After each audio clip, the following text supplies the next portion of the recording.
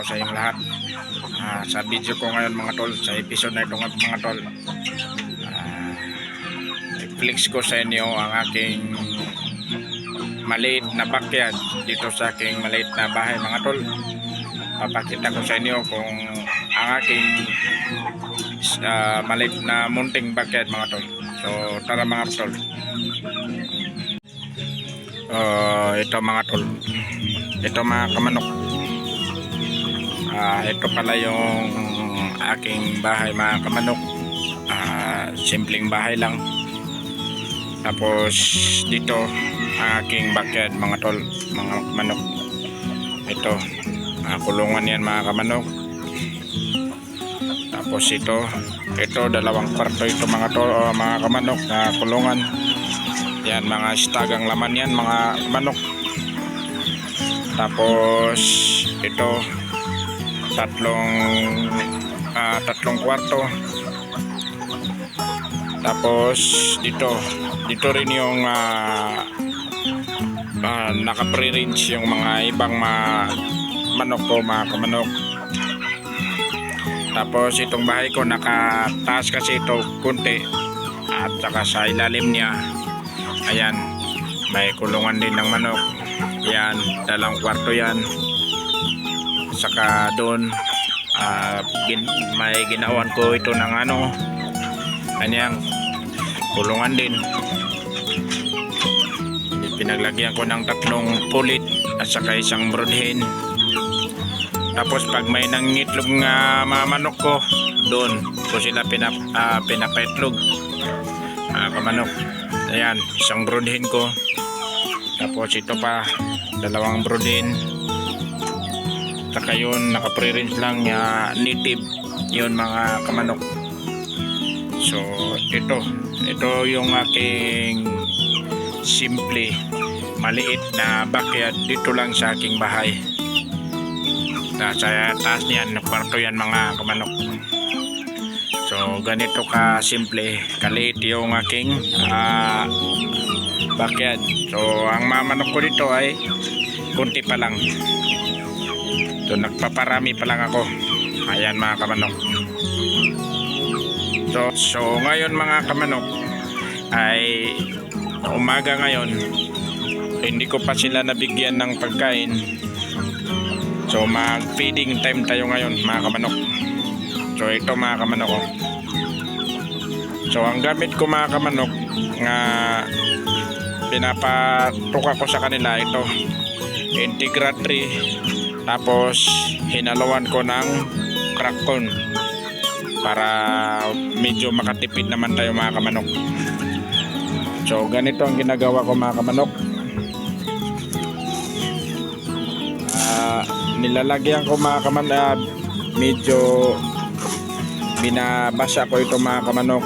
Nilalagyan ko ng tubig bago ko ibigay sa kanila mga kamanok, kasi yun ang gusto nila, yung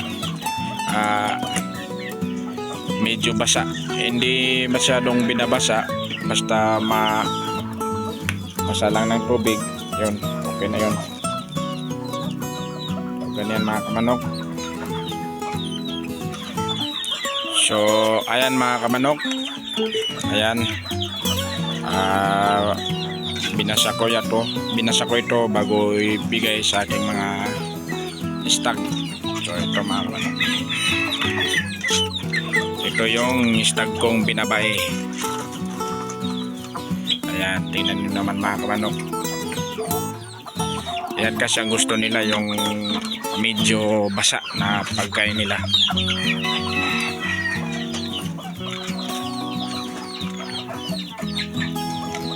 Ito naman yung stag kong jutako. Nagtatapa-tapangan, pero pag binitawan ko, tatakbo rin naman pala. Ayan o, ayan.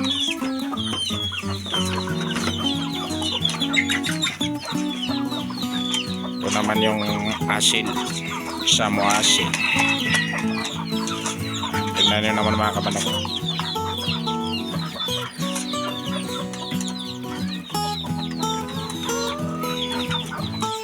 Tapos ito pa.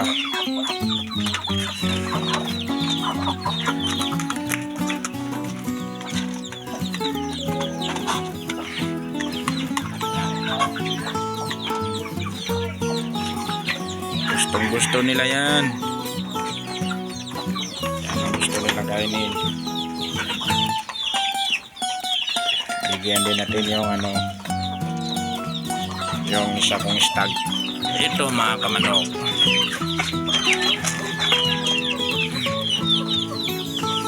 Yan. Tingnan nyo naman mga kamanok. Tapos itong mga ano, naka pre-range lang na ano, mga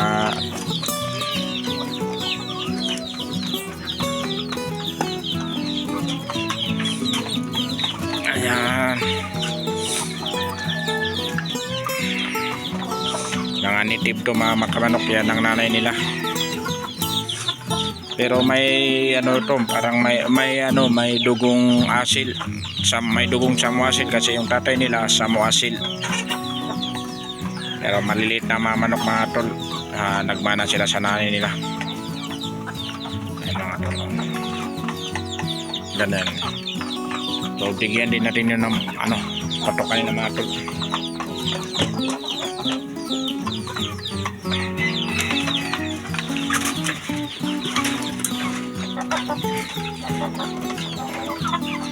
Ito hindi pa ito nagpapaano, tagal pa kasi nagpapalit ano, malayo siya. Yan mga kamanok ko, nagutom sila yan mga kamanok. Mga pulit ko to mga manok. Ito yung mga aking mga pulit.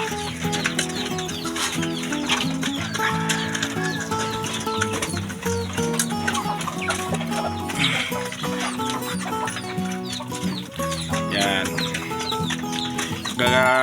Itong tatlong pulit ko mga kamanok, gagawin ko talaga itong pang materialis kasi mga magagandang klaseng pulit eh. Ayan o, magagandang klase. So yan ang gagawin kong ano, pang materialis ko mga kamanok.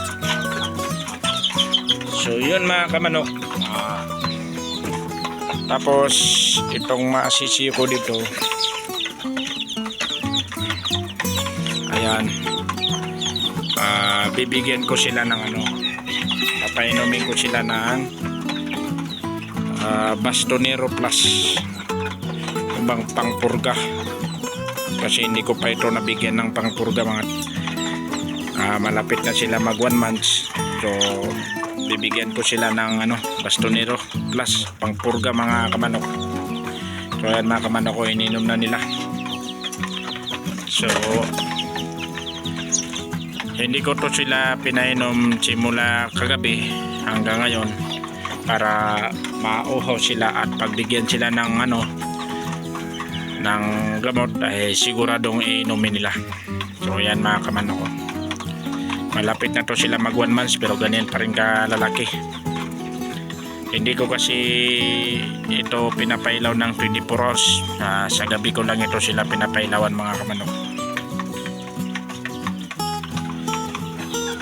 So yun lang mga kamanok, hanggang dito lang yung aking video. Maraming salamat sa lahat ng mga sumuporta sa aking YouTube channel at sa lahat ng mga nag-subscribes. Yun lang mga kamanok, mag-ingat po tayong lahat.